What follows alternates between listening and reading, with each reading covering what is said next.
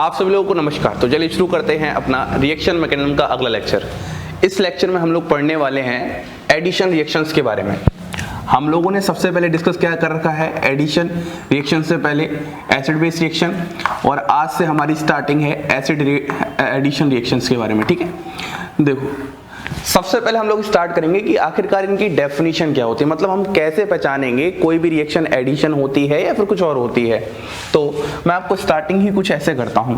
मान लो आपके पास ये कोई एक अनसैचुरेटेड सिस्टम है। यहाँ पर ये मैं आपके सामने क्या बना रहा हूँ, ये एल्कीन है आप लोगों के लिए, लेकिन मैं यहाँ पर इसको और अच्छे से डिफाइन करूँ तो यह एक क्या है, अनसैचुरेटेड सिस्टम है। अगर इस अनसैचुरेटेड सिस्टम पे मैं क्या कर सकूं, एक छोटा सा मॉलिक्यूल ऐड करवा सकूं। दोबारा से सुनिए, इस अनसैचुरेटेड सिस्टम पर अगर मैं एक छोटा सा मॉलिक्यूल ऐड करवा सकूं तो इन्हीं रिएक्शंस को हम लोग बोलते हैं एडिशन रिएक्शंस। ये हमारे पास एडिशन रिएक्शंस। अब एडिशन रिएक्शंस की कुछ खास बातें होती हैं, उन सभी बातों को हमें अच्छे से समझना है। सबसे पहली जो खास बात है वो ये है कि एडिशन रिएक्शन अनसैचुरेटेड सिस्टम पर ही ऑपरेट होती हैं, अनसैचुरेटेड सिस्टम पर ही देखने को मिलती हैं। दूसरी बात जो इम्पोर्टेंट है, इसका ड्राइविंग फोर्स क्या है, कि हमें समझ में आ चुका है जितने भी अनसैचुरेटेड सिस्टम होंगे, मतलब जहां पर मल्टीपल बॉन्ड्स होंगे, उस ही सिस्टम पर एडिशन रिएक्शन होगी। लेकिन आखिरकार इसका ड्राइविंग फोर्स क्या है, तो इनका ड्राइविंग फोर्स होता है अनसैचुरेटेड सिस्टम से सैचुरेटेड सिस्टम की तरफ कन्वर्ट होना। क्योंकि दुनिया में हर कोई स्टेबिलिटी चाहता है और हमें पता है अनसैचुरेटेड सिस्टम में क्या है, स्टेबिलिटी नहीं है, तो वह अपने आप को सैचुरेटेड सिस्टम में क्या करना चाहता है, कन्वर्ट करना चाहता है। फिर थोड़ा सा आगे बढ़ते हैं। अगर आप जरा ध्यान से देखोगे इस रिएक्शन में, यहाँ पर सिस्टम कैसा है, sp2 हाइब्रिडाइज्ड है, sp2 हाइब्रिडाइज्ड है। मैं यहाँ पर बात कर रहा हूँ, इन कार्बन्स की बात कर रहा हूँ। और यहाँ पर ये सिस्टम किस में कन्वर्ट हो चुका है, sp3 हाइब्रिडाइज्ड सिस्टम में कन्वर्ट हो चुका है। यहाँ पर बात कर रहा हूँ sp3, तो हम बोलेंगे यहाँ पर sp2 से sp3 में कन्वर्ट होता है कोई भी सिस्टम। ठीक है, ये हमारे पास अगली बात हो गई। अब जो यहाँ पर और एक इंपॉर्टेंट बात समझनी है, वो इंपॉर्टेंट बात यह है कि यह एक एक्सोथर्मिक रिएक्शन है। अब एक्सोथर्मिक रिएक्शन का मतलब क्या है, आपको अच्छे से पता है, कोई भी रिएक्शन जिसमें एनर्जी रिलीज होती है, तो यहाँ पर एनर्जी रिलीज होने का कारण है क्योंकि यहाँ पर क्या है, ये पाई बॉन्ड है, और जो पाई बॉन्ड होती हैं वो क्या होती हैं, वीक होती हैं, आपको सबको अच्छे से पता है। और यहाँ पर क्या हुआ है, formation of 2 new sigma bond हुई है ना, formation of 2 new sigma bond, और formation of 2 new sigma bond की वजह से यहाँ पर एनर्जी रिलीज हुई है, और एनर्जी रिलीज होने की वजह से ये रिएक्शन कैसी आ जाएगी, एक्सोथर्मिक रिएक्शन। तो ये कुछ कैरेक्टरिस्टिक्स हैं एडिशन रिएक्शन के बारे में जो आपको ध्यान देना है। अब लास्ट और जो सबसे इम्पोर्टेंट बात है वो यहाँ पर ये है कि आपकी जो एडिशन रिएक्शन है उसकी ट्रिक क्या होती है। कोई भी क्वेश्चन का आपको अगर आंसर करना हो तो सिंपल क्या करना है, आप यहाँ पर देखो, इसमें एक पाई बॉन्ड तोड़ के हम लोग 2 सिग्मा बना रहे हैं, बात समझ में आ रही है। तो हम लोग ट्रिक में समझेंगे simply, 1 pi bond always break into 2 sigma bond. ऐसे ही 2 पाई बॉन्ड किस में ब्रेक होंगी, 4 सिग्मा बॉन्ड। इस तरीके से आपके पास चलेगा। अब आप 3 पाई बॉन्ड मत बना देना, क्योंकि 3 पाई बॉन्ड होती ही नहीं है। 2 एटम्स के बीच में मैक्सिमम बॉन्ड कितनी होती है, 3, जिसमें से एक सिग्मा होती है, बाकी क्या होंगी, पाई। तो मैक्सिमम 2 पाई ही हो सकती है, तो 2 पाई बॉन्ड किस में कन्वर्ट हो जाएंगी, 4 सिग्मा हो जाएंगी। ये तो कुछ आपके बेसिक इंट्रोडक्शन है। तो उम्मीद करता हूँ आपको एडिशन रिएक्शन का एकदम बेसिक इंट्रो समझ में आ रहा होगा। ठीक है, अब हम लोग जो बात करेंगे बहुत ही एक इम्पॉर्टेंट कॉन्सेप्ट है टाइप्स, कि आखिरकार एडिशन रिएक्शन के भी क्या कोई टाइप्स होते हैं, अगर होते हैं तो किस बेसिस पर उनको डिवाइड किया गया है और कितने टाइप्स होते हैं, उनको स्टडी करते हैं। तो अब हम बात करते हैं टाइप्स के बारे में। हमारे पास एडिशन रिएक्शन की टाइप्स कितनी होती हैं, तो हमारे पास एडिशन रिएक्शन की 3 टाइप्स होती हैं। अब आप ध्यान से तीनों ही टाइप्स को समझना, और एक एक करके मैं तीनों ही टाइप्स में अपने ऑर्गेनिक कंपाउंड्स को क्या करूँगा, वहाँ पर क्लासीफाई करूँगा। ठीक है, तो सबसे पहले अगर मैं बात करता हूँ तो आपने सुना होगा इलेक्ट्रोफिलिक एडिशन रिएक्शन। सबसे पहला टाइप होता है हमारा इलेक्ट्रोफिलिक एडिशन रिएक्शन। दूसरा टाइप होता है हमारा nucleophilic addition reaction. Nucleophilic addition reaction. और जो तीसरा टाइप होता है वो होता है फ्री रेडिकल एडिशन रिएक्शन। तो कोई भी एडिशन रिएक्शन हमारे पास 3 प्रकार की होती हैं, इलेक्ट्रोफिलिक, न्यूक्लियोफिलिक और फ्री रेडिकल। अब सबसे पहले आपके दिमाग में कॉन्सेप्ट आ रहा होगा कि सर इनको जो आपने क्लासिफाई किया है किस बेसिस पर किया है। तो जब हम रिएक्शन पढ़ेंगे, जैसे मान लो इलेक्ट्रोफिलिक एडिशन रिएक्शन पढ़ेंगे जहां पर होती है, वहां पर जब मैकेनिज्म देखेंगे तो मैकेनिज्म में बहुत हद तक आपको बातें समझ में आएंगी कि आखिरकार इसको हमने इलेक्ट्रोफिलिक ही नाम क्यों दिया। ठीक है, इसको हमने इलेक्ट्रोफिलिक ही नाम क्यों दिया। अभी स्टार्टिंग में समझाने में थोड़ी डिफिकल्टी हो सकती है, लेकिन जैसे ही हम रिएक्शन मैकेनिज्म से स्टार्ट करेंगे आपको समझ में आ जाएगा कि इनका न्यूक्लियोफिलिक ही क्यों पड़ा और लास्ट में इनका फ्री रेडिकल ही क्यों पड़ा। इतनी बात समझ में आ रही है। हमारा जो यहाँ पर मेन फोकस होना चाहिए कि आखिरकार हमारे पास इतने सारे ऑर्गेनिक कंपाउंड हैं, उन ऑर्गेनिक कंपाउंड में से इलेक्ट्रोफिलिक कौन दिखाएगा, न्यूक्लियोफिलिक कौन दिखाएंगे और फ्री रेडिकल कौन दिखाएंगे। आपका सवाल अभी ये होना चाहिए, ना कि कैसे पढ़ा। इसको तो हम साथ साथ समय के साथ सीख लेंगे। तो हमें सबसे पहले एक बात पता है कि जो भी एडिशन रिएक्शंस होती हैं वो अनसैचुरेटेड सिस्टम पर होती हैं। बिल्कुल सही बात है। तो कहने का मतलब सर आप तीनों ही क्लासिफिकेशन में जो भी एग्जांपल देने वाले हो वो पक्की बात है क्या होने वाले हैं, अनसैचुरेटेड सिस्टम। बिल्कुल सही बात। अनसैचुरेटेड सिस्टम मतलब क्या होता है, जहां पर मल्टीपल बॉन्ड होती हैं और जिसका सबसे छोटा सा प्यारा सा एग्जांपल होता है एल्कीन।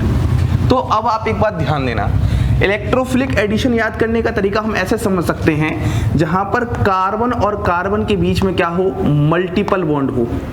अगर कार्बन और कार्बन के बीच में हमारे पास मल्टीपल बॉन्ड हो तो हम उन रिएक्शंस को इलेक्ट्रोफिलिक एडिशन रिएक्शंस में क्लासिफाई कर सकते हैं। पहली बात, मल्टीपल बॉन्ड होना ही चाहिए। दूसरी बात, कार्बन और कार्बन के बीच में होना चाहिए। अब इनके एग्जाम्पल में कौन कौन आ सकता है, सबसे पहला एग्जाम्पल होता है एल्कीन। सबसे पहले हम लोग एल्कीन के बारे में ही स्टडी करते हैं, ठीक है। उसके बाद दूसरा कौन सा होता है, एल्काइन। और फिर जो तीसरा होता है वो होते हैं हमारे पास एल्काडाइंस। तो मेनली कुल मिला के हमें जो अपनी इलेक्ट्रोफिलिक एडिशन रिएक्शंस पढ़नी है उसमें इन तीनों ही ऑर्गेनिक कंपाउंड्स या आप कह लो एक तरीके से इस फैमिली के बारे में पढ़ना है। याद करो मैंने बोला था कि जो ऑर्गेनिक कंपाउंड्स होते हैं वो बहुत ज़्यादा होते हैं, तो उनको फैमिलीज में डिवाइड करते हैं और फैमिलीज में जो डिवाइड करते हैं वो on the basis of their function group करते हैं कि आखिरकार वो कैसे रिएक्ट करते हैं। एक बार हम सीख जाएंगे कि एक फैमिली मेंबर कैसे रिएक्ट कर रहा है, उसी की देखा देखी हमें समझ में आ जाएगा कि बाकी भी कैसे रिएक्ट करेंगे। ये बात बहुत जरूरी है ऑर्गेनिक केमिस्ट्री में, क्योंकि इतने सारे ऑर्गेनिक कंपाउंड है तो आप सबको अलग अलग स्टडी नहीं कर सकते। तो पहली बात तो हमारे पास ही हो गई। तो मतलब हमारा जो सबसे पहला टॉपिक होगा एडिशन रिएक्शन में वो होगा इलेक्ट्रोफिलिक एडिशन रिएक्शन, और उसके अंदर हम स्टार्ट करेंगे एल्कीन। जब मैं एल्कीन पढ़ाऊंगा तब आपको मैकेनिज्म जब समझाऊंगा तब आपको समझ में आएगा आखिरकार ये इलेक्ट्रोफिलिक एडिशन रिएक्शन ही क्यों है। वहीं पर अगर हम न्यूक्लियोफिलिक एडिशन रिएक्शन की बात करते हैं तो इस वाले में आपको समझ में आ चुका होगा कि कार्बन के अलावा अगर कोई अलग एटम हो उसके बीच में मल्टीपल बॉन्ड हो तो हम उनको बोलते हैं न्यूक्लियोफिलिक एडिशन, जिसमें सबसे पहला एग्जांपल होते हैं कार्बोनिल कंपाउंड्स। अब आप इनको जरा ध्यान से सुनना। अगर मैं कार्बोनिल कंपाउंड्स की बात करता हूं, आपको अच्छे से पता है कार्बोनिल कंपाउंड्स दो होते हैं, एक तो एल्डिहाइड होता है और एक क्या होता है आपके पास कीटोन होता है। अगर आप दोनों के ही थोड़ा सा स्ट्रक्चर को ध्यान दोगे तो एल्डिहाइड का स्ट्रक्चर क्या होता है, RC डबल बॉन्ड OH, और यहाँ पर कीटोन क्या होता है, RC double bond OR। Multiple bond तो है लेकिन किसके किसके बीच में, कार्बन और ऑक्सीजन के बीच में, इसीलिए यहाँ पर ये न्यूक्लियोफिलिक एडिशन है। आप जरा यहाँ पर ध्यान दो, यहाँ पर इस वाले केस में ध्यान दो, ठीक है। ये वाली बात हो गई। अब अगर हम थोड़ा सा आगे बढ़ते हैं, मतलब मेन जो केमिस्ट्री है हमारी न्यूक्लियोफिलिक एडिशन की वो कार्बोनिल कंपाउंड्स की ही है, एल्डिहाइड और कीटोन की ही है। सबसे ज्यादा डिटेल हम स्ट्रक्चर यहीं की बात करेंगे। अगले होते हैं हमारे पास साइनाइड। अब साइनाइड की बात करते हैं तो साइनाइड में क्या होगा, यहाँ पर RC ट्रिपल बॉन्ड N। अब देखो जरा ध्यान से, यहाँ पर जो मल्टीपल बॉन्ड है वो किसके किसके बीच में है, कार्बन और नाइट्रोजन। तो पक्की बात है कार्बन के अलावा कोई दूसरा एटम होना ही चाहिए, या हेटेरो एटम बोलो तो ज्यादा अच्छा रहता है। आपको पता है हेटेरो एटम कौन कौन से होते हैं, कौन कौन से होते हैं, nitrogen, oxygen, halogen, phosphorus, sulphur, ये सारे ही हेटेरो एटम होते हैं। अगले जो एग्जाम्पल होते हैं वो हमारे पास होते हैं कीटीन। कीटीन एक फेमस कंपाउंड है इसका स्ट्रक्चर कुछ ऐसा होता है, RCH C डबल बॉन्ड इस तरीके से फॉर्म करते हैं। ये होता है हमारे पास कीटीन। यहाँ पर मल्टीपल बॉन्ड किसके किसके बीच में है, कार्बन और ऑक्सीजन पे ध्यान देना है आपको, ठीक है। अगला हम लोग देखेंगे आइसोसाइनेट। आइसोसाइनेट कैसा होता है, RN double bond C double bond O, इस तरीके से आइसोसाइनेट होता है। और एक और होते हैं हमारे पास इमीन। ये सब आपने पहले सुने होंगे, अगर नहीं भी सुने होंगे तो हम डिटेल में इसकी बात करेंगे।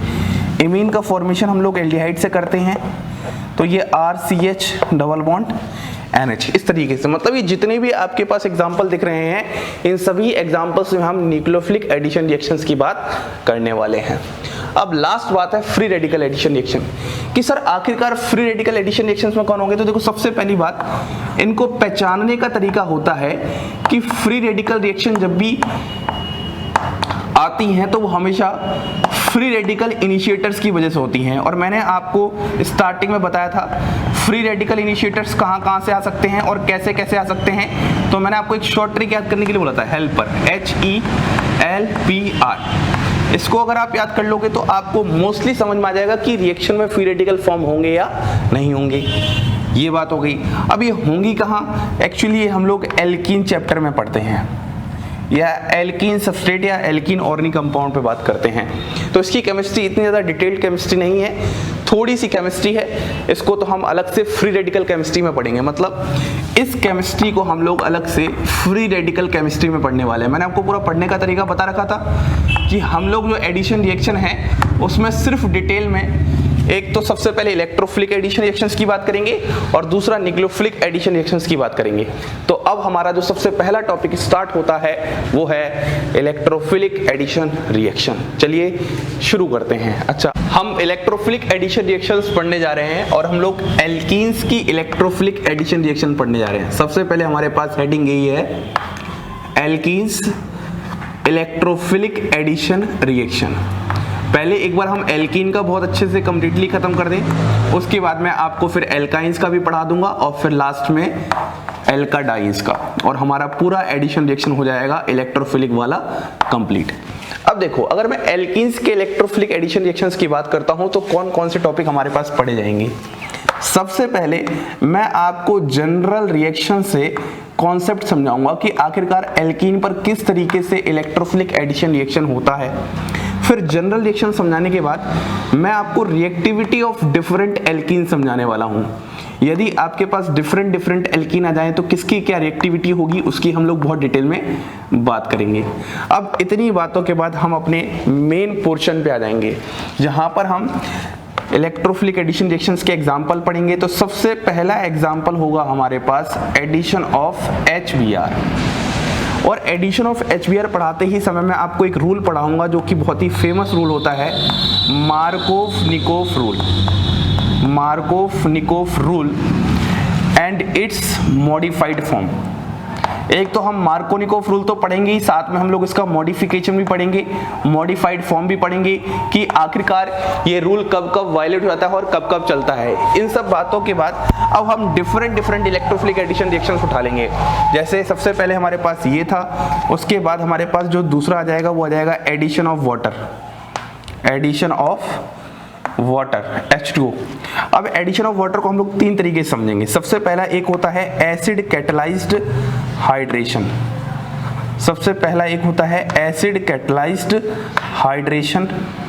दूसरा होता है हमारे पास हाइड्रोबोरेशन ऑक्सीडेशन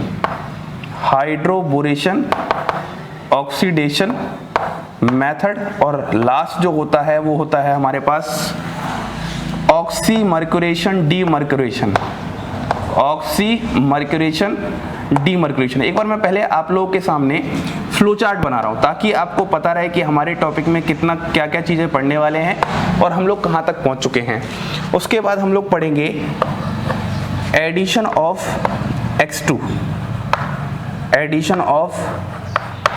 X2 और यहां पर बहुत इंपॉर्टेंट कॉन्सेप्ट आने वाला है नॉन क्लासिकल कार्बोकैटायन का, ठीक है। तो हमारे पास जो इलेक्ट्रोफिलिक एडिशन रिएक्शंस होती हैं, यहाँ पर ही मैं थोड़ा सा आइडिया देता हूँ अगर बात आ चुकी है। एक तो होती हैं जो कि क्लासिकल कार्बोकटाइन से जाती हैं, क्लासिकल कार्बोकटाइन से जाती हैं, और एक होती हैं जो कि नॉन क्लासिकल कार्बोकटाइन से जाती हैं। तो जो स्टार्टिंग वाले मैंने आपको एग्जांपल दिए हैं एडिशन रिएक्शन के इलेक्ट्रोफिलिक, मतलब मैं इनकी बात कर रहा हूँ, फर्स्ट और सेकंड, ये दोनों ही आपके पास एग्जांपल होते हैं क्लासिकल कार्बोकटाइन, जिसमें आप लोग मेनली इसकी बात करते हो एसिड कैटलाइज्ड हाइड्रेशन और एडिशन ऑफ HBr। ये दोनों ही मेजर जो रिएक्शन होती हैं वो क्लासिकल कार्बोकटाइन के थ्रू जाती हैं। अभी डिटेल में पढ़ने वाले हैं कि आखिरकार क्लासिकल कार्बोकटाइन क्या होते हैं, नॉन क्लासिकल क्या होते हैं। मैंने आपको रिएक्शन इंटरमीडिएट टाइम बताया भी था बहुत अच्छे से, ठीक है, ये वाली बात हो गई। तो एडिशन ऑफ H2 बहुत ही इंपॉर्टेंट एग्जांपल है। कुछ और भी हम लोग पढ़ेंगे जहां पर हम लोग एडिशन ऑफ H2 ही की बात करेंगे, लेकिन in presence of some other nucleophile. ये एक बहुत इंपॉर्टेंट केस आ जाता है जहां पर H2 तो रहता ही है, साथ में उसके साथ एक और अलग न्यूक्लियोफाइल आ जाता है, ठीक है। थर्ड बात हो गई। अब फोर्थ में हम लोग पढ़ेंगे कुछ मिसलेनियस और बचे हुए जो भी हमारे पास इलेक्ट्रोफिलिक एडिशन रिएक्शन होंगे, मिसलेनियस इलेक्ट्रोफिलिक एडिशन रिएक्शन, मैं सारे ही यहाँ पर कवर करवा दूंगा। उसके बाद हमारे पास जो अगला पार्ट आएगा बहुत बहुत इंपॉर्टेंट पार्ट है, रिजियो सेलेक्टिविटी की बात कर लेंगे हम लोग। क्या बात कर लेंगे? Regio selectivity. किसकी रिजियो सेलेक्टिविटी? एल्कीन्स की बात करेंगे। यदि हमारे पास एक कंपाउंड है जिसमें एक से ज़्यादा एल्कीन्स है तो कहाँ पर रिएक्शन होगी, कहाँ पर नहीं होगी। उसके बाद हम लोग बहुत मेजर पोर्शन आने वाला है स्टीरियोकेमिस्ट्री ऑफ एडिशन रिएक्शन। मैं आपको एकदम डिटेल में यहाँ पर स्टीरियोकेमिस्ट्री ऑफ एडिशन रिएक्शन बता दूंगा ताकि आगे चल के किसी भी एडिशन रिएक्शन में स्टीरियोकेमिस्ट्री को लेके दिक्कत ना हो। तो ये टॉपिक आपका कंपटीशन के पॉइंट ऑफ व्यू से बहुत इंपॉर्टेंट टॉपिक है, क्योंकि कभी भी कोई क्वेश्चन आता है तो वो नॉर्मल कॉन्सेप्ट के साथ नहीं आता, कुछ अच्छे अच्छे कॉम्प्लिकेटेड कॉन्सेप्ट्स होते हैं और स्टीरियोकेमिस्ट्री से अच्छा कोई कॉन्सेप्ट होता ही नहीं है ना। सिक्स्थ वाली बात हो गई। फिर अगर मैं सेवंथ बात करता हूँ तो हम यहाँ पर रिएक्शन का कंपेरिजन करेंगे कि आखिरकार कहाँ पर रिएक्शन होगी, कहाँ नहीं होगी। सबसे पहला कंपेरिजन होगा हमारा एल्कीन एंड एल्काइन, कि इन दोनों में रिएक्टिविटी किसकी ज़्यादा होगी। यदि एक कंपाउंड है जिसमें एल्कीन भी है एल्काइन भी है तो रिएक्टिविटी किसकी ज़्यादा होगी। और एक कंपेरिजन करेंगे हम, यदि हमारे पास एल्कीन है और हमारे पास एल्कोहल है, OH ग्रुप किसका होता है? एल्कोहल का होता है। तो हम ये सारे कंपेरिजन करने वाले हैं।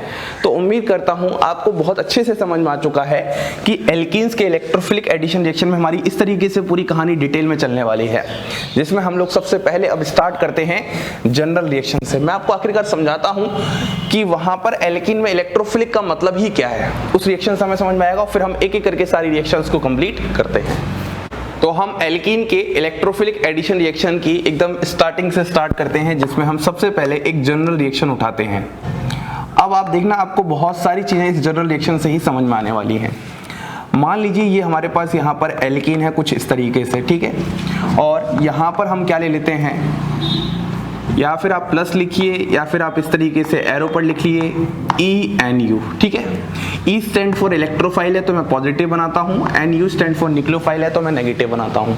तो यहाँ पर होगा क्या, अगर मैं सबसे पहले बेसिक एक तस्वीर की बात करूंगा तो आपको मैंने अभी अभी पढ़ाया कि एडिशन रिएक्शन की खास बात क्या होती है कि एक मॉलिक्यूल पे दूसरा मॉलिक्यूल ऐड करता है और ऐड करने का फैशन क्या होगा, उसकी पाई बॉन्ड ब्रेक होगी और वहां पर 2 सिग्मा बॉन्ड बनेंगी।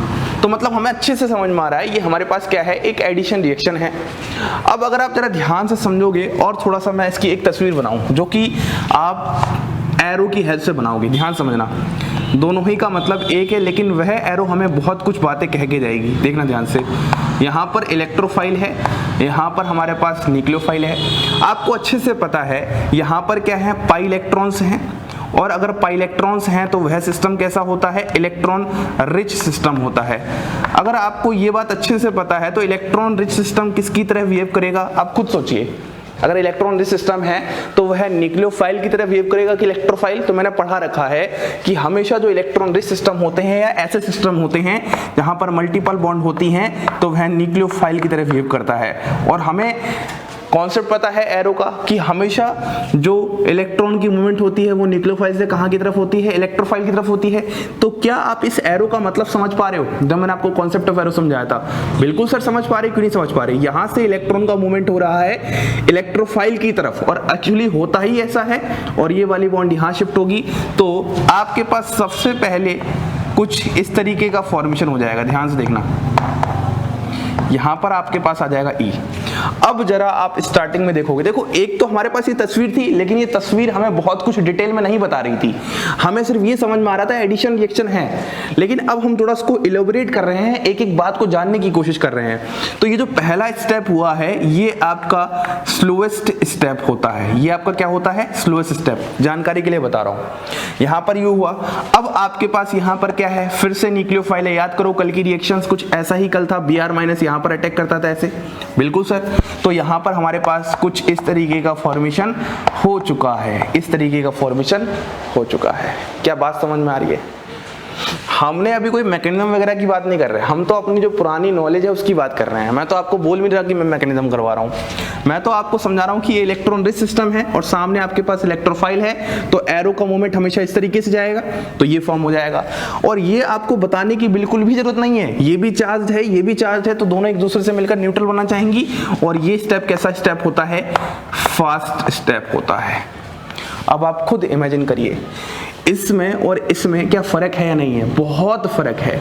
इसमें आपको चीजें एलोबरेट से समझ में नहीं आ रही, लेकिन इसमें आपको एक एक बात समझ में आ रही है। और एक बात हमेशा रखिएगा आज के बाद कि जो भी स्लोएस्ट स्टेप होता है रिएक्शन का, वही क्या होता है? आरडीएस स्टेप होता है। RDS stands for rate determining step, वही डिसाइड करता है। तो हमें समझ में क्या आ रहा है? हमें समझ में आ रहा है कि एल्कीन सबसे पहले इंटरेक्ट किसके साथ कर रहा है? इलेक्ट्रोफाइल के साथ इंटरेक्ट कर रहा है। इसी बेसिस पर इसका नाम पड़ गया है इलेक्ट्रोफिलिक एडिशन रिएक्शन। कुछ समझ में आया? एल्कीन खुद इटसेल्फ न्यूक्लियोफाइल है, तो वो रिएक्ट कहां करेगा? इलेक्ट्रोफाइल पे। इसीलिए जो इसके स्लोएस्ट स्टेप है जिसको हम आरडीएस बोलते हैं, रेट डिटरमाइनिंग स्टेप, उसमें साफ साफ समझ में आ रहा है एल्कीन इलेक्ट्रोफाइल के साथ इंटरेक्ट कर रहा है, और उसी बेसिस पर नाम दे दिया गया इलेक्ट्रोफिलिक एडिशन रिएक्शन। मतलब अगर मैं इस ही रिएक्शन को एक और तरीके से बताना चाहूं, आपके पास कुछ इस तरीके से एल्कीन हो यहां पर, और यहाँ पर आपके पास X प्लस हो और यहाँ पर आपके पास Y माइनस हो, या इससे अच्छा आप यहाँ पर E प्लस और NU माइनस ही लिखो, एक ही फॉर्म में चलने दो। इस बार मैंने कुछ ऐसा कर दिया और मैं आपसे बोलूँ कुछ करके दिखाओ, तो आप बोलोगे सर यहाँ पर बनेगा जरूर ये। देखना ध्यान से, यहाँ पर बनेगा जरूर ये, लेकिन सबसे पहले जो इंटरेक्शन हुआ होगा वो इसका इसके साथ हुआ होगा। बात समझ में आ रही है? क्योंकि यहाँ पर हमें पता है ये जो पाई बॉन्ड है क्या है? लूजली हेल्ड है, और लूजली हेल्ड होने की वजह से यहाँ पर ये आसानी से कन्वर्ट हो जाता है इस सिस्टम में। ये सारी बातें हमें अच्छे से पता है। तो कुल मिला के मैं आपको इसी रिएक्शन की दो और तरीके से समझाने की पूरी कोशिश इसलिए कर रहा हूँ ताकि आपको इसका मतलब समझ में आए कि आखिरकार इलेक्ट्रोफिलिक एडिशन रिएक्शन होती क्या है। बात समझ में आ रही है? अब हम थोड़ा सा आगे बढ़ते हैं। ये जो हमने एल्कीन की बात की है, ये एल्कीन कैसी एल्कीन थी? सिमेट्रिकल एल्कीन थी। सिमेट्रिकल एल्कीन बोले तो सिमेट्रिकल एल्कीन का मतलब होता है यदि आप बीच से एक लाइन खींचो डबल बॉन्ड में, तो जैसा माहौल यहाँ है वैसा ही माहौल यहाँ है। तो सिमेट्रिकल एल्कीन में हमने इलेक्ट्रोफाइल और न्यूक्लियोफाइल को लगाने में कोई दिक्कत नहीं हो रही। बात समझ में आ रही है? लेकिन ये हमारे पास सबसे पहला जनरल रिएक्शन का एग्जाम्पल था। लेकिन यदि हम यहाँ पर एग्जाम्पल ले लें अनसिमेट्रिकल एल्कीन का, ध्यान से देखना, यहाँ पर CH3 है और यहाँ पर हमने क्या लगा दिए? H लगा दिए। लो आपकी जानकारी के लिए, सुविधा के लिए मैं ऐसा कर देता हूँ, यहाँ पर CH3 कर देता हूँ, यहाँ पर CH3 कर देता हूँ, और इस बार मैं फिर एरो के ऊपर लेके आता हूँ इलेक्ट्रोफाइल और न्यूक्लियोफाइल। ध्यान से देखते जाना, जो पूछ रहा हूँ मैं बताना। इस वाले केस में हमें कोई दिक्कत नहीं हुई, चाहे आप न्यूक्लियोफाइल यहाँ लगाइए चाहे आप इलेक्ट्रोफाइल यहाँ लगाइए, कोई दिक्कत नहीं है, क्योंकि ये सिमेट्रिकल है, प्रोडक्ट एक ही आने वाला है। तो ये हमारे यहाँ दिक्कत नहीं था। हमने यहाँ पर इस थोड़े से कॉन्सेप्ट से सीखने की कोशिश की, या आप कह लो इस मैकेनिज्म से हमने सीखने की कोशिश की आखिरकार इलेक्ट्रोफिलिक का मतलब होता ही क्या है। बात समझ में आ रही है। लेकिन अब सवाल हमारा ये आ रहा है, यदि हमारे पास कोई एक अनसिमेट्रिकल एल्कीन आ जाए, तो अनसिमेट्रिकल एल्कीन पे अगर हम ऐसा कुछ लेके आए तो फिर क्या होगा। तो अब खुद सोचो ना यार, आपके पास दो पॉसिबिलिटी होंगी। पहली पॉसिबिलिटी तो कुछ ऐसी होगी, यहाँ पर ई और यहाँ पर क्या जाएगा NU, और दूसरी पॉसिबिलिटी कैसी होगी, यहाँ पर NU और यहाँ पर क्या हो जाएगा आपके पास E। तो अब आप खुद सोचो, यहाँ पर आपके पास दो प्रोडक्ट आ रहे हैं, दोनों में से सही कौन सा है, गलत कौन सा है। इस ही को बताने के लिए आपको बहुत अच्छे से क्या पता होना चाहिए, मैकेनिज्म पता होना चाहिए। और मैकेनिज्म हम लोगों ने जरूर की तो है, लेकिन हमने बहुत सारी बातों को बताया भी नहीं है। तो अब हम स्टार्ट करते हैं मैकेनिज्म को सीखना, और मैकेनिज्म से हम पता लगाएंगे कि हमारा ये वाला प्रोडक्ट सही है, ये वाला प्रोडक्ट सही है। बात समझ रहे हो एकदम अच्छे से, कोई दिक्कत तो नहीं हो रही है। इलेक्ट्रोफिलिक एडिशन रिएक्शन पढ़ रहे हैं। सबसे पहले मैंने आपको पढ़ाया कि इलेक्ट्रोफिलिक का मतलब ही क्या है, यहाँ पर अच्छे से बताया। सिमेट्रिकल एल्कीन के केस में कोई एडिशन में दिक्कत नहीं होती, लेकिन अगर अनसिमेट्रिकल एल्कीन आ जाए तो उस केस में कैसे करेंगे। तो इसी को सीखने के लिए अब हम एक अनसिमेट्रिकल एल्कीन पे मैकेनिज्म सीखेंगे, और उस मैकेनिज्म में मैं आपको सारी बातें खोल के रख दूंगा A to Z। Reaction intermediate कौन सा है, कहाँ पे क्या किस चीज है, रिएक्टिविटी ऑफ एल्कीन्स, उससे जस्ट अगला टॉपिक है वो किस चीज पे डिपेंड करेगा। तो ये सारी बातें करते हैं। तो अब हम बात कर लेते हैं अपने अनसिमेट्रिकल एल्कीन पे कि आखिरकार एडिशन किस तरीके से होगा। तो सबसे पहले मैं दोबारा से वो रिएक्शन लिखता हूं। आपके पास यहाँ पर कुछ इस तरीके से इलेक्ट्रोफाइल और न्यूक्लियोफाइल थे, और आपके पास यहाँ पर दो प्रोडक्ट की पॉसिबिलिटी होती थी। एक तो आपने ये बनाया था NU H और H, और एक प्रोडक्ट आपके पास कुछ ऐसा था, यहाँ पर NU, यहाँ पर C, यहाँ पर E, H और H। तो इन दोनों में से कौन सा होगा, इसको सीखने के लिए आपको मैकेनिज्म पता होना चाहिए। चलिए मैकेनिज्म शुरू करते हैं। अगर हम मैकेनिज्म शुरू करें तो आप सबसे पहले यहाँ पर देख रहे हो, ये हमारे पास एल्कीन है एज अ सबस्ट्रेट, बिल्कुल सही बात है। यहाँ पर H है, यहाँ पर H है। आपके पास सबसे पहले स्टेप में इंटरेक्शन किसके साथ होगा, इलेक्ट्रोफाइल के साथ होगा। ये बात बिल्कुल समझ में आ रही है। और जो सबसे पहला स्टेप होता है वो क्या होता है, स्लोएस्ट स्टेप होता है। क्या मैं यहाँ पर इसकी मूवमेंट ऐसे दिखा सकता हूँ, मैकेनिज्म का मतलब ही होता है कॉन्सेप्ट ऑफ एरो को लगाना। आपको पता है ये जो अनकॉन्जुगेटेड एल्कीन है ये न्यूक्लियोफाइल की तरह काम करेगी, ये इलेक्ट्रोफाइल की तरह काम करेगी, तो ये एरो यहाँ शिफ्ट होगी। कॉन्सेप्ट ऑफ एरो में बहुत अच्छे से सिखाया था, हमेशा movement from nucleophile to electrophile होती है। तो ये हमारे पास सबसे पहले क्या थी, अनसिमेट्रिकल एल्कीन थी। अब यहाँ पर सवाल देखना क्या आ रहा है, जब आपने इसको ऐसे किया और इस ही इफेक्ट को हम इलेक्ट्रोमेरिक इफेक्ट बोलते हैं कि किसी अगर मल्टीपल बॉन्ड सिस्टम के सामने अटैकिंग रिएजेंट आ जाए तो वो अपने आप को क्या करना चाहता है, पोलराइज करना चाहता है रिएक्शंस को बढ़ावा देने के लिए। तो हमारे पास यहाँ पर दो पॉसिबिलिटी होंगी। जो सबसे पहली पॉसिबिलिटी आ सकती है वो तो ऐसी आएगी, यहाँ पर इस तरीके से E यहाँ लग गया और यहाँ पर आ गया आपके पास प्लस। और आपके पास दूसरी पॉसिबिलिटी कैसी होगी, यहाँ पर आपके पास यहाँ पर प्लस आ गया और E यहाँ पर लग गया। जरा ध्यान से समझना, बहुत सारी बातें हैं। ये दो पॉसिबिलिटी कैसे आ रही है, देखो इस तस्वीर को क्या मैं थोड़ा सा अपनी सहूलियत के लिए, ऐसा होता नहीं है, अपनी सहूलियत के लिए क्या मैं ऐसा बना सकता हूँ, इस पाई बॉन्ड को मैंने ब्रेक किया और पाई बॉन्ड को ब्रेक करके पॉजिटिव और नेगेटिव लगाया। एक तो पॉसिबिलिटी ये होगी, और जो दूसरी पॉसिबिलिटी होगी वो क्या होगी, फिर से हमने क्या किया, इस पाई बॉन्ड को ब्रेक किया, यहाँ पर पॉजिटिव बनाया, यहाँ पर नेगेटिव लगाया। जब पहली वाली हमने पॉसिबिलिटी देखी तो इसमें क्या जाएगा, इलेक्ट्रोफाइल यहाँ आएगा, तो वो वाला केस ये है, और दूसरी पॉसिबिलिटी में इलेक्ट्रोफाइल यहाँ आएगा तो वो वाला केस ये है। तो मतलब जब हमारे पास किसी एल्कीन पर इलेक्ट्रोफाइल ऐड होगा, रिएक्ट करेगा, इंटरेक्ट करेगा, तो उसके साथ ये दो पॉसिबिलिटीज आएंगी। ये बात समझ रहे हो बिल्कुल। और अगर आप जरा ध्यान से देखोगे तो ये दोनों क्या बन चुके हैं, कार्बोकेटाइन। ये वाला कार्बोकेटाइन आपके पास कैसा है, 1 डिग्री कार्बोकेटाइन है। अरे बात समझ में आ रही एकदम अच्छे से, इसको हम यहाँ लिखते हैं, ज़्यादा अच्छा समझ में आएगा। ये हमारे पास कैसा है, 1 डिग्री कार्बोकेटाइन है।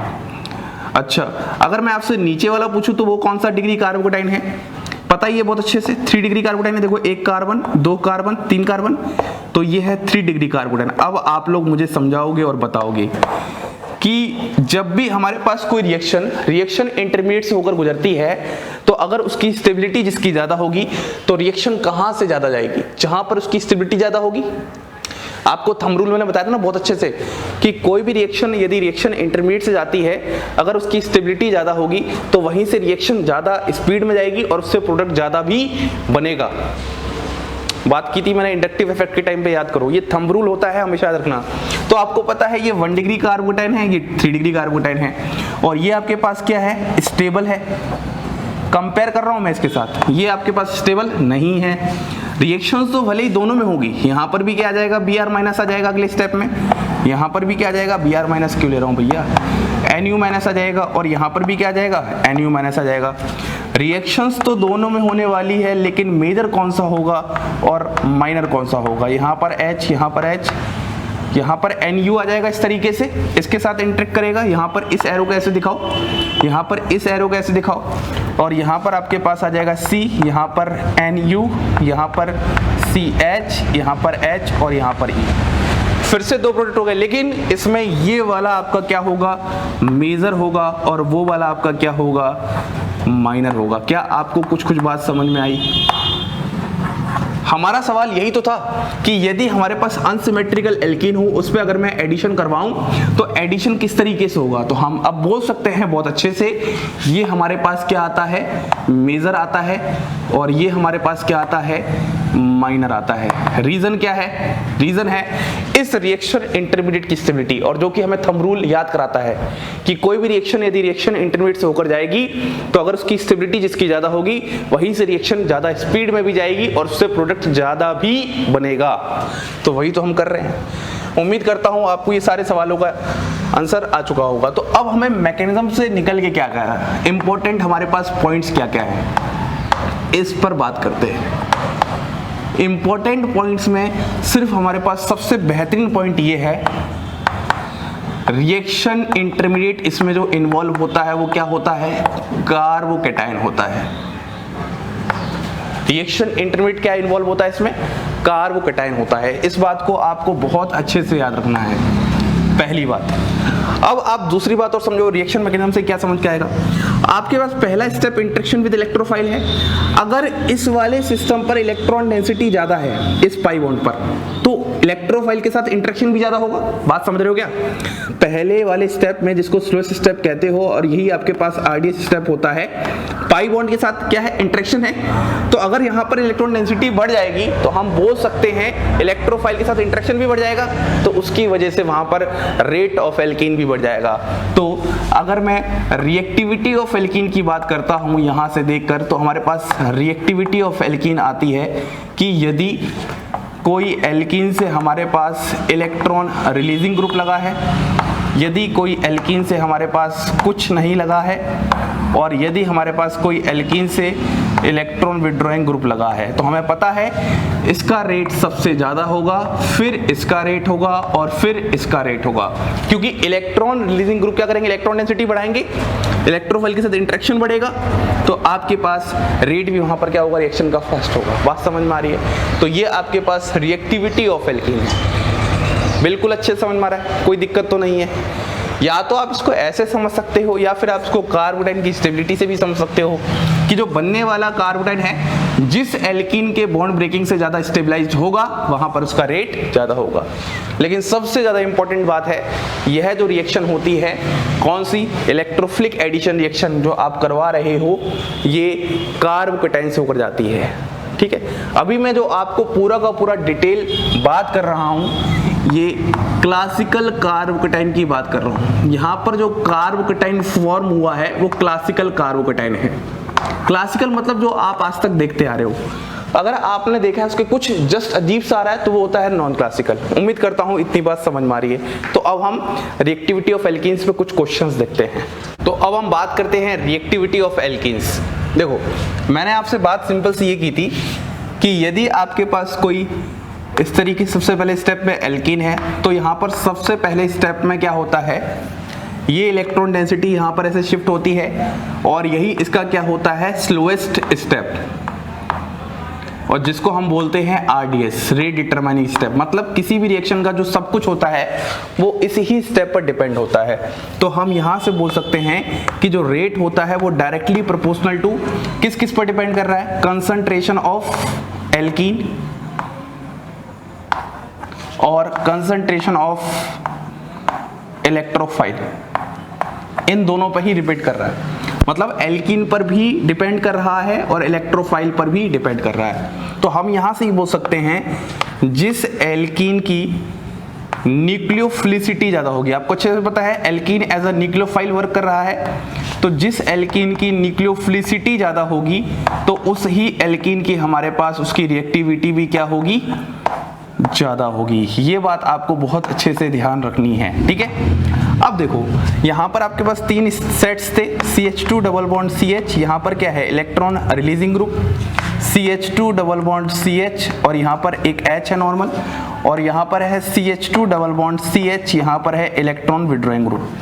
आपको पता है ये क्या करेंगे, ये इलेक्ट्रॉन डेंसिटी इंक्रीज करेंगे यहाँ पर, तो न्यूक्लियोफिलिसिटी इंक्रीज होगी, तो हमारा इसका रेट सबसे ज्यादा, फिर इसका रेट, और लास्ट में इलेक्ट्रॉन विड्रॉइंग ग्रुप क्या करते हैं, डिक्रीज करते हैं। तो इलेक्ट्रॉन रिलीजिंग ग्रुप कौन कौन हो सकते हैं, +R हो सकते हैं, +H हो सकते हैं और +I हो सकते हैं। वहीं पर इलेक्ट्रॉन विड्रॉइंग ग्रुप कौन कौन हो सकते हैं, -R हो सकते हैं, -H हो सकते हैं और -I हो सकते हैं। मैंने आपको एकदम डिटेल में बताया हुआ है GOC के टाइम पर कि +R, -R, +H, -H और +I, -I कौन होते हैं। तो इन 4 क्वेश्चंस को देखते हैं। देखो आपके पास इस तरीके से एल्कीन है, तो आपको पता है हमेशा एल्कीन की जो मेन कॉन्सेप्ट होती है वो हाइपर कॉन्जुगेशन होती है, और आप अगर इन सब में अल्फा H निकाल लोगे तो आपके बहुत हद तक आंसर सॉल्व हो जाएंगे। ये वाली पोजीशन 0, तो यहाँ पर आपके पास अल्फा H कितने आ रहे हैं, 4 अल्फा कार्बन है, तो 4 अल्फा कार्बन पर हर एक कार्बन पर 3-3 होंगे, तो 12 अल्फा H हो जाएंगे। यहाँ पर अल्फा H कितने हो जाएंगे, 9, यहाँ पर अल्फा H कितने हो जाएंगे, 6, यहाँ पर अल्फा H कितने हो जाएंगे, 6, यहाँ पर अल्फा H कितने हो जाएंगे, 6, यहाँ पर अल्फा H कितने हो जाएंगे, 3, यहाँ पर अल्फा H कितने हो जाएंगे, 0। सबसे पहले तो आप अल्फा H देखोगे, जहां पर अल्फा H ज्यादा वहां पर इलेक्ट्रॉन डेंसिटी ज्यादा, तो हम बोलेंगे इसका रेट सबसे ज्यादा, ये नंबर 1, ये नंबर 2, ये नंबर 3। अगर जरा ध्यान से देखोगे तो इस वाले केस में आपको यहाँ पर समझना है। तो इस वाले केस में बेसिकली होगा क्या, बहुत इंपॉर्टेंट बात ये है कि अल्फा H ये सारे के सारे 6 हैं, लेकिन इस वाले केस में हाइपर कॉन्जुगेशन कुछ इस तरीके से लगेगा, तो यहाँ पर नेट इफेक्ट एक साथ क्या करेगा, इकट्ठा हो जाएगा, जबकि इसके केस में ऐसा नहीं होता। तो सबसे पहले तो हमने ये सीख लिया, ये होती है अनसिमेट्रिक एल्कीन, ये होती है अनसिमेट्रिक एल्कीन। लेकिन अगर इन दोनों की अब बात करते हैं, यहाँ पर भी अल्फा H 6 है, इसको हम बोलते हैं सिस। यहाँ पर वंडरवॉल रिपल्शन की वजह से इसकी क्या होती है, स्टेबिलिटी कम, तो रिएक्टिविटी ज़्यादा होगी, तो हम इसको सिस को कर देंगे। और यहाँ होता है ये ट्रांस, तो आप हमेशा याद रखना सिस और ट्रांस में सिस की रिएक्टिविटी ज़्यादा होती है एज कंपेयर टू ट्रांस। इस बात को आपको थोड़ा सा ध्यान रखना पड़ेगा।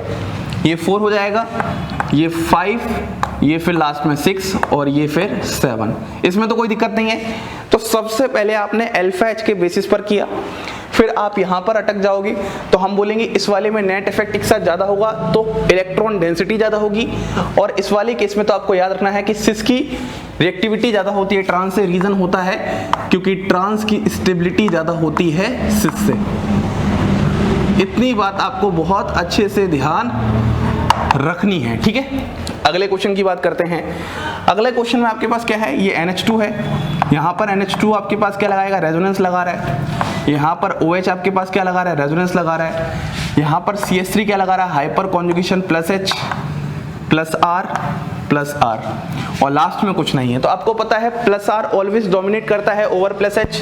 अब इन दोनों में इसकी इलेक्ट्रोनेगेटिविटी क्या है, कम, लेस इलेक्ट्रोनेगेटिव है, तो ये इलेक्ट्रॉन आसानी से दे देगा। तो नंबर 1 रिएक्टिविटी इसकी होगी, नंबर 2 हमारे पास इसकी होगी, नंबर 3 हमारे पास इसकी होगी, और नंबर 4 हमारे पास इसकी होगी। क्या बात सबको समझ में आ रही है? कुल मिला के यार आपको GOC के इफेक्ट्स लगाने और कुछ नहीं करना। इस सवाल की तरफ देखते हैं, बहुत ही बेहतरीन सवाल है।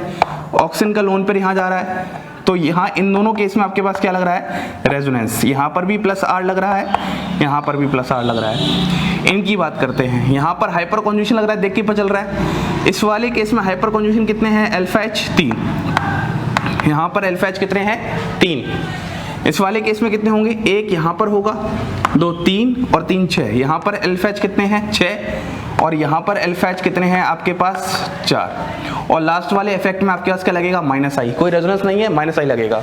तो आपको पता है इन दोनों की रिएक्टिविटी सबसे ज्यादा होगी, तो इन दोनों में भी इसकी सबसे ज्यादा इलेक्ट्रॉनिविटी कम होती है, ये 1 और ये 2। इनमें बात करते हैं, अल्फा देख लो, ये 3 हो जाएगा, ये 4 हो जाएगा, ये 5 हो जाएगा और लास्ट में -i है तो ये क्या हो जाएगा 6। इस तरीके से आप कोई भी सवाल आसानी से कर सकते हो। लास्ट सवाल की बात करते हैं, 3 एल्कीन दी हैं, इस एल्कीन पे अल्फा कितने होंगे, 2 2 4 3 7। यहाँ पर अल्फा हो गए 7। इस वाली एल्कीन पर कितने हो गए, अल्फा 4 ही तो हुए, 2 और 1 3 हो गए। और इस वाली एल्कीन पर आपके पास अल्फा यहाँ तो कुछ है नहीं और यहाँ पर आपके पास 1 है, तो अल्फा 1। तो हम बोल सकते हैं ए की रिएक्टिविटी सबसे ज़्यादा, फिर बी की और फिर सी की। उम्मीद करता हूँ आपको डाउट नहीं है। अल्फा देख के मैं कैसे रिएक्टिविटी बता रहा हूँ, अरे भैया +H वाला क्या करेगा, इलेक्ट्रॉन डेंसिटी इंक्रीज करेगा, तो अगर इलेक्ट्रॉन डेंसिटी इंक्रीज करेगा तो वहाँ पर रिएक्टिविटी भी ज़्यादा होगी। उम्मीद करता हूँ आपको हमारा ये पहला लेक्चर इलेक्ट्रोफिलिक एडिशन का बहुत अच्छा समझ में आ चुका होगा। अभी तक हमने एकदम स्टार्टिंग पढ़ रखी है, जनरल रिएक्शन पढ़ा, रिएक्टिविटी ऑफ एल्कीन पढ़ा। अब अगले लेक्चर में हम लोग जो भी हमने क्लासिकल कार्बोकेटाइन से रिलेटेड इलेक्ट्रोफिलिक एडिशन रिएक्शन के बारे में सीखा है वो हम एग्जाम्पल्स के साथ लेंगे। HBr का एडिशन, वाटर का एडिशन किस किस तरीके से होगा, ये सब देखने वाले हैं। इसी के साथ आप सभी लोगों को धन्यवाद।